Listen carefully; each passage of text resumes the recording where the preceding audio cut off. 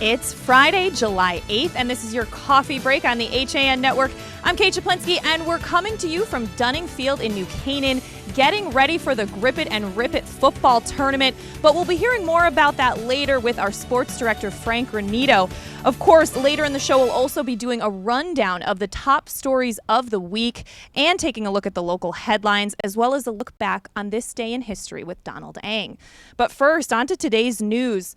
Local police departments and communities are reacting this morning to the shooting of police officers in Dallas. 5 officers were killed and more are injured in what police say was a sniper-style attack on officers who were monitoring a peaceful protest regarding recent police shootings of black men that were captured on video. One suspect was killed and taken into custody in those shootings. Connecticut State Police said on Twitter this morning that the men and women of the force mourn for the Dallas officers killed in last night's tragedy. They said that their thoughts and prayers are with the Dallas PD. Darien Police also responded, writing on Twitter, "Heartbreaking, senseless. Darien Police Department sends condolences and prayers to our brothers and sisters at the Dallas Police Department and their families."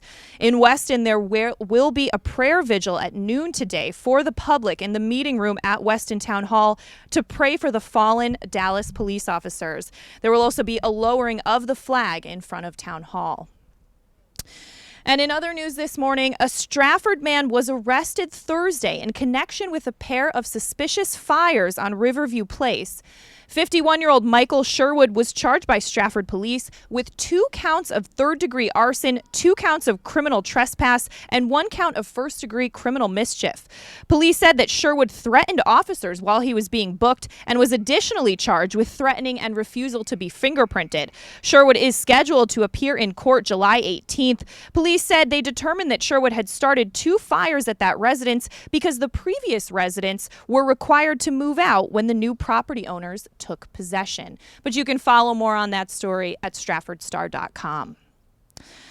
And Norwalk police have arrested a 26-year-old man they say is responsible for heroin sales in Darien and Norwalk. Police say that Michael Hudson was captured after a lengthy investigation by both police departments that started several months ago. Hudson based most of his heroin dealing in and about the Colonial Village housing community. During the investigation, undercover officers were able to purchase heroin and on one occasion were able to purchase a bag of heroin that was laced with fentanyl. On July 7th, Hudson saw police coming and tried to escape on a scooter. Officers pursued him into an apartment where he immediately fled out the rear door before officers were able to apprehend him.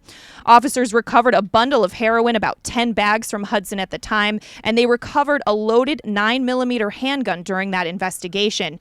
He was processed for drug charges in Norwalk and then sent to Darien to be charged on 3 outstanding warrants for similar drug charges.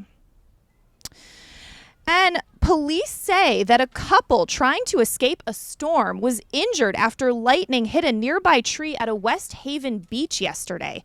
Officials say the couple was walking on Oak Grove Field Thursday when they got caught in the rain. The man and woman received an energy transfer when they walked by a tree that had just been struck. Police say the victims were taken to the hospital and are in stable condition now.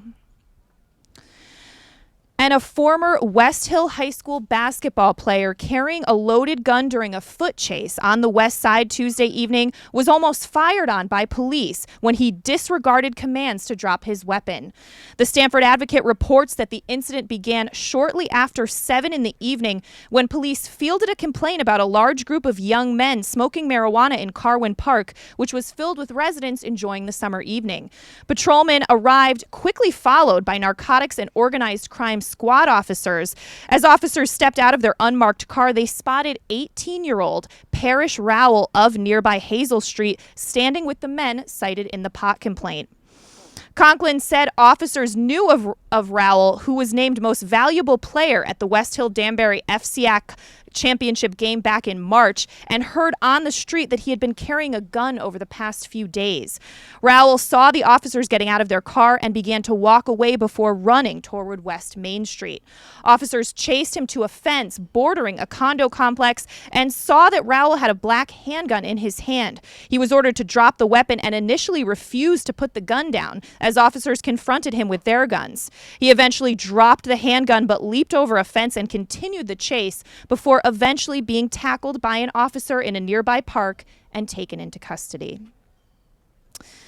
And in other news today, the Trumbull Time reports that residents are tired of their community pool getting closed down due to leaky diapers.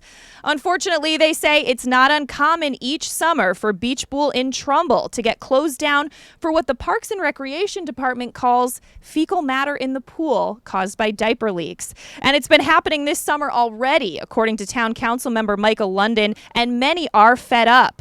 Recreation Director Stuart McCarthy said swim diapers are available for sale at the pool, and they put signs up at the end of last season reminding parents to make sure that their young ones are in swimmies when they're in the pool area. McCarthy said that since the pool opened over Memorial Day, it is closed just one time for one such accident. Officials say they are making regular announcements during the day to encourage parents to bring their kids to the bathroom, and they're also enforcing strict adult swim times. Michael London, town councilman, called for one extra preventative step. He said he believes it should be the lifeguard's duty to check for swimmy diapers on toddlers when checking identification badges at the pool's entrance. But you can get a lot more on that story at TrumbullTimes.com. And there may be some rain in the forecast for today, but Milford's kickoff to summer event is still on, scheduled for tonight, starting at 4 and running till 11:30. Thousands of people are expected at Lesman Landing and the surrounding harbor area in downtown Milford for the kickoff to the summer event, which will include fireworks, food trucks, and bands. That event was initially planned for last Friday, July 1st, but was postponed. Fireworks start at 9:15 over the harbor. There will be shuttles from several locations, including the Milford Senior Center, Harborside Middle School, and the Wasson Field parking lot. As well, 2 bands will be performing. Michael Rea performing Sinatra, Dean Martin, and the tunes of that era from 5 to 7:30, and the band Flashback performing from 7:30 to 11:30. Milford officials suggest that people bring their own chairs, but you can get more information, of course, at milfordmirror.com. Switching gears now and taking a look at the forecast, it remains hazy, hot, and humid. Fairfield County still has an air quality alert in effect for today. That means folks with respiratory issues may find it hard to breathe, and healthy adults out in the sun can also feel the effects if they're working or exercising outside during the prime heat of the day. A high of 81 degrees expected today, but with 75% humidity, it's going to feel hotter than that. Stray thunderstorms are possible. Low tonight of 62 degrees. Humidity up at 92%. The weekend not looking too clear with some remaining chances of summer thunderstorms throughout the weekend. Saturday, some scattered storms, gusty wind, and small hail are possible, but less hot with a high of 75. Some remaining humidity, however. Sunday, humidity a bit lower with a high of 84. We are going to step out for a break. As we said, we're here at Dunning Field in New Canaan, and when we come back, we'll take a look back on this day in history with Donald Ang. Sports director Frank Granito gives us a preview of what's coming up this weekend, and we have more local news after this. Have a sports injury or a slip and fall that needs immediate care? Coastal Ortho Express Urgent Care gives you direct access to an orthopedic specialist fast, without an appointment. Biking, golf, tennis, soccer, whatever the sports injury is, sprain or fracture, Coastal Ortho Express can help. Coastal Ortho Express Urgent Care, open Monday through Saturday, now in 2 locations. The iPark building at 761 Main Avenue in Norwalk and 36 Old Kings Highway South in Darien. Or go to coastalorthoexpress.com, like them on Facebook. I really wanted something that felt like a home. Coming from a big house, I wanted the feel of a home as opposed to a condo. New Canaan is 6 minutes down the road. New Canaan's a beautiful little town to walk around. I work in Westport. My commute is 20 minutes. It's close to Westchester where my family is, so the location is ideal. There is no other townhome that compares in the area. This is where I want to be. For more than 50 years, Triple S has been Fairfield County's expert service for carpet, upholstery, and drapery cleaning. We provide the best in repairs and in-depth restoration, understanding fabrics and how to properly clean and restore them. Our staff will come to your home to clean your wall-to-wall carpet to perfection. We can also pick up your fine carpets and bring them to our facilities. With locations in Norwalk, Stamford, and Stratford, Triple S will get the job done fast, big or small. At Triple S, you can count on our people as well as our cleaning. Find us at triplesclean.com or 203-847-8000. You're watching the HAN Network, and you're not alone. Nearly 1 million people have watched our live sports, news, and entertainment programming since the network launched in August 2015. Advertise on the network that reaches Fairfield County, Connecticut's most engaged audience.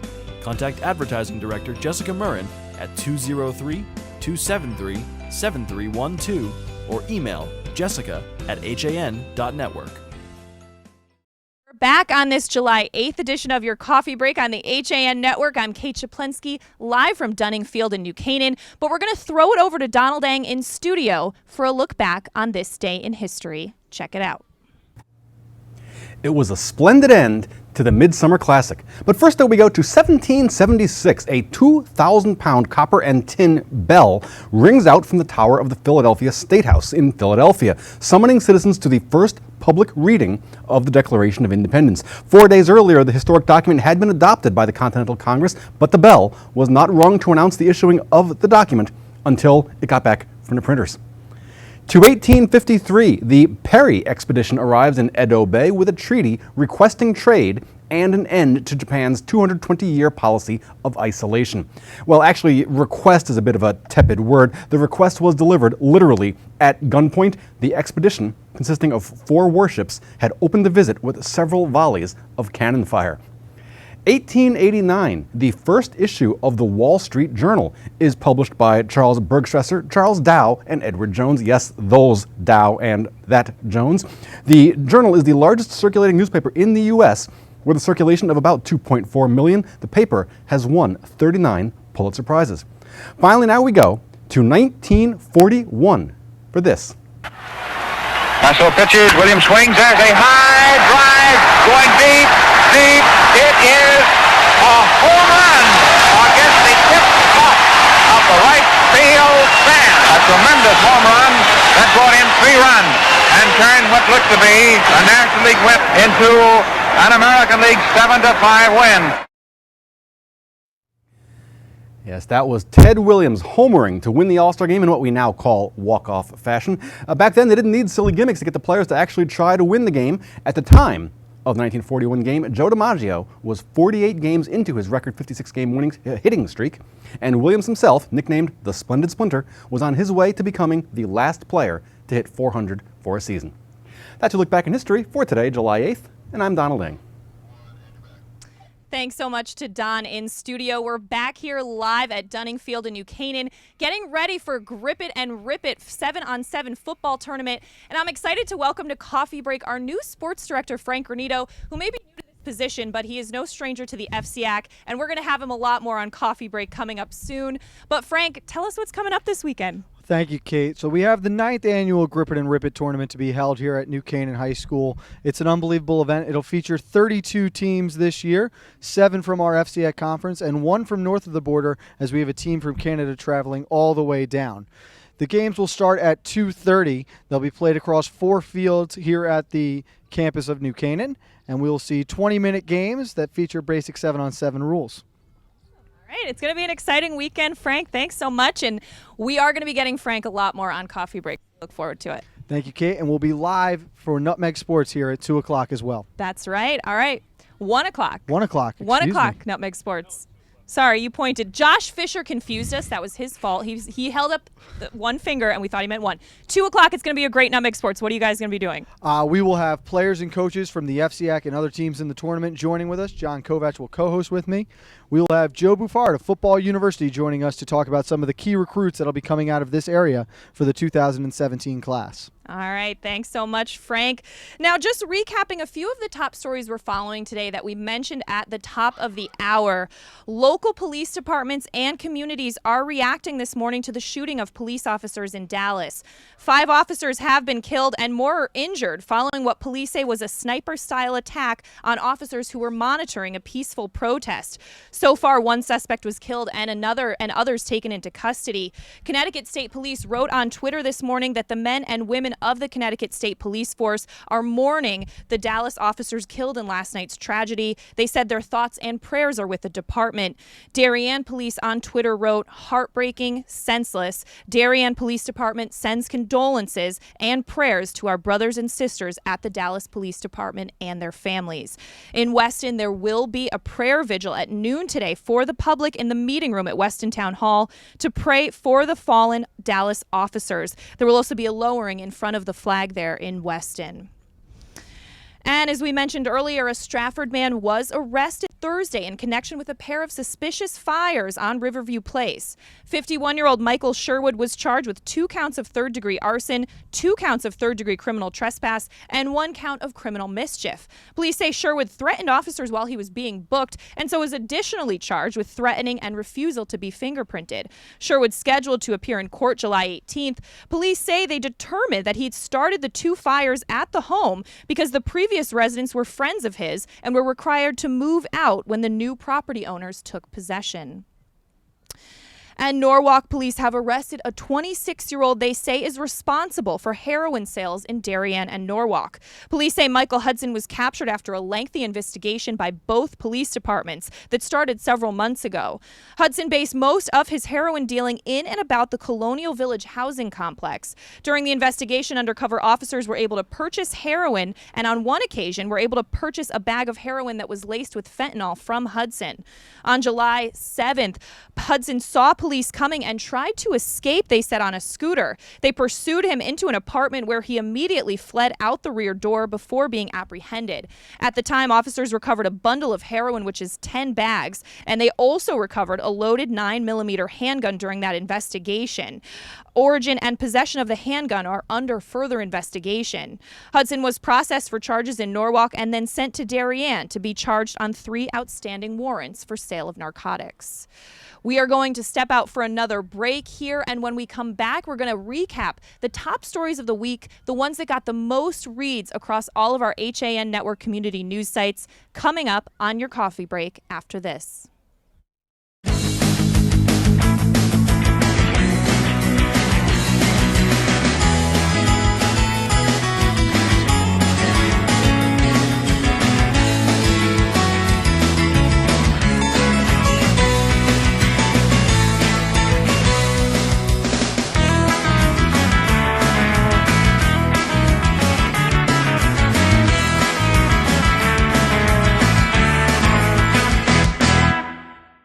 Warm weather, light breezes, boats are in the water. There's no better place to celebrate summer than the Dock Shop.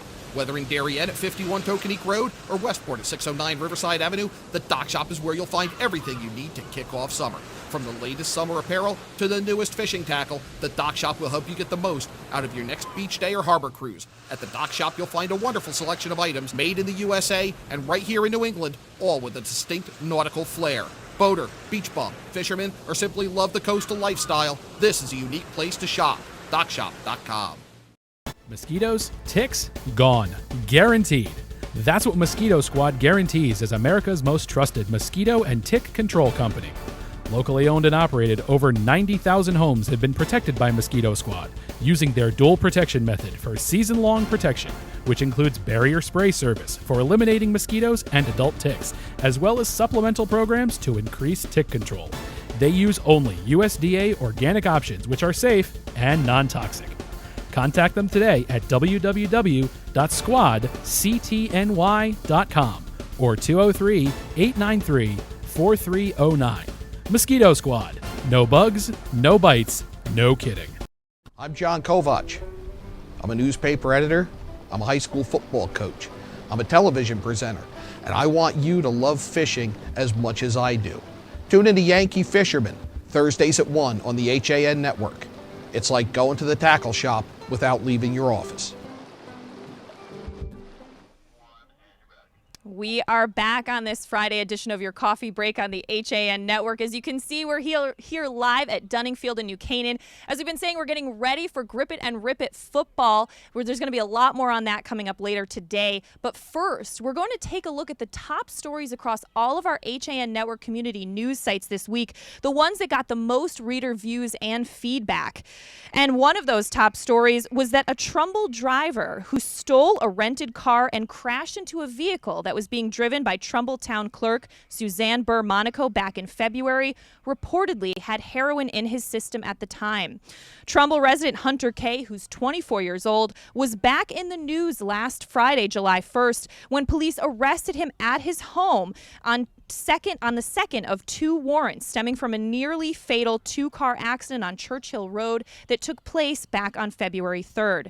According to a report, the toxicology report that came back from the state lab earlier this week confirmed that Kay had opiates in his system. Police added that they found needles, spoons, and heroin packets in the car he was driving when he crashed into Monaco's vehicle, sending her and her husband Dominic to the hospital. Marijuana was also found in the car, and Kay tested positive for having it in his system while he was in the emergency room. You can get more on that story at TrumbleTimes.com. And the Monroe Courier's story on a Massac football star who recently wrote about serious medical issues he suffers from as a result of concussions suffered while playing was one of our top stories this week. As a teenager, Casey Cochran's exploits on the football field thrilled Massac fans, quarterbacking the Panthers to the 2010 state championship. Now at age 22, Cochran suffers from chronic pain, panic attacks, anxiety, and depression. The result, he said, of more than a dozen concussions suffered between the age of 11 and 20. Cochran recently published an essay, 13 Concussions, on the website theplayerstribune.com, a site founded by retired Yankee Derek Jeter as an outlet to let athletes communicate directly with fans.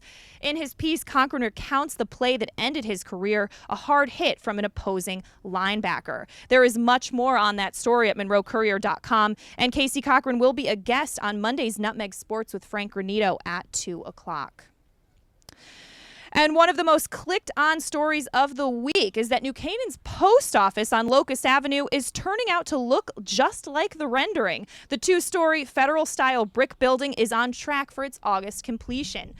Developer and town resident Richard Karatu told the New Canaan Advertiser July 3rd that the building is on schedule. He said, "I'm proud of the progress to date and how my vision is coming to reality." Rick Sillo, the builder, and I are confident that the first floor space will be ready to turn over to the U.S. Post Office by August 26 in accordance with the terms of their lease agreement. At that point, the post office would complete the build-out of the office on the first floor. And a potential traffic headache got a lot of attention this week. The Ridgefield Press reports that the state is planning to shut down Route 7 for bridge work on 5 Saturdays this summer and set up detours that would send thousands of cars and trucks through the center of town. The bridge work could also conflict with work that has already started on a bridge on Route 35 near the Fox Hill condominiums in Ridgefield. That work, which will be going on for at least another year, requires alternating one-way traffic on weekdays from 9 a.m. to 3 in the afternoon and has been causing some major delays. The Route 7 bridge project could also require alternating one-way traffic on weekdays from 9 to 3. Such a situation could cause drivers seeking to avoid the traffic jam to head to the site of the other, causing even greater delays. However, the state assures that won't happen. The main plan for Route 7 is to perform the work with road closures and detours on Saturdays for 5 weekends. Sundays could be added if necessary. Though no hours for the Saturdays were available, the contractor could close the road beginning at 8 o'clock at night, and it must be reopened by 6 in the morning. There is much more on that story at theridgefieldpress.com. And one of our top stories this week was sports news in the New Canaan Advertiser, being that the Eclipse Lacrosse Club's U13 national team won 4 of 5 games to advance to bracket play at the Warrior World Series Youth Lacrosse last weekend in Denver, Colorado. The team, which features players from New Canaan, Darien, and Greenwich, among other towns, played in the Blue Division, losing its first game on Saturday before winning 4 straight. That includes a pair of wins on Sunday. There's much more on that story from Dave Stewart at ncadvertiser.com. But we are going to wrap things up here on your coffee break live at Dunning Field, but we're not going anywhere. As Frank Granito mentioned earlier, a special Nutmeg Sports coming up at 2 o'clock where they're going to be previewing Grip It and Rip It. There's a lot of great coverage coming up on the HAN network this weekend, so be sure to check it out. It's going to be a lot of fun. And of course, we'll see you for your coffee break Monday at 11.